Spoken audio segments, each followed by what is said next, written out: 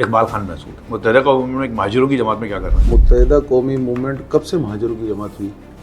یہ تو جب بنی تھی تو مہاجروں کی تھی۔ کوآپریٹو سوسائٹیز ہیں یہ ذوالفقار علی بھٹو صاحب مرحوم کے دور میں جو ہے یہ غریبوں کو جو ہے الاٹ ہوئی۔ جب ان کی قیمتیں بڑھ گئی ہیں تو اس پر لینڈ مافیا نے اپنی نظر جما لی، اور کوآپریٹو ڈپارٹمنٹ کے اندر بھی وہ موجود ہیں، وہ ریونیو بورڈ میں بھی موجود ہے، وہ کے ڈی اے میں بھی موجود ہے۔ شوکت صاحب نے بتایا کہ آپ سامان لے کے پہنچ گئے تھے ان کے آفس کو مارنے کی کوشش کی، تو آپ تو شریف آدمی لگتے ہیں کافی۔ میں ڈمپر ایسوسیشن کے خلاف بھی جو ہے نا لوگوں نے کہ یہ مافیا، میرے خیال سے مافیا کا ورڈ ٹھیک نہیں ہے، کیونکہ ہمارا ملک جو ہے اس وقت دو بہت بڑی چیزیں ہیں جن کی وجہ سے ہمارا ملک چل رہا ہے، وہ ایک پورٹ اور ایک ٹرانسپورٹ۔ پیپلز پارٹی کو حکومت بنانی ہے، آپ نے ووٹ ڈالنا ہے تو حکومت بننی ہے۔ نون لیگ کی حکومت بننی ہے تو ایم کیو نے ووٹ ڈالنا ہے تو حکومت بننی ہے۔ کیا ایم کیو یہ پریشر گروپ قائم نہیں کر سکتی کہ نون لیگ کو یا پیپلز پارٹی کو مجبور کرے کہ بھائی یہ مسئلہ حل کرو کراچی کا، ہم ووٹ نہیں دیں گے؟ پورے ملک میں موٹر وے بن چکے ہیں، لیکن سکھر سے لے کر حیدرآباد تک موٹر وے جو ہے اس میں کرپشن ہوئی، اور وہ جو ہے پروجیکٹ آج تک جو ہے وہ لٹکا ہوا ہے۔ ٹریسری صاحب کے بیٹے کو بھی بنا دیا، وزیر بنا دیا۔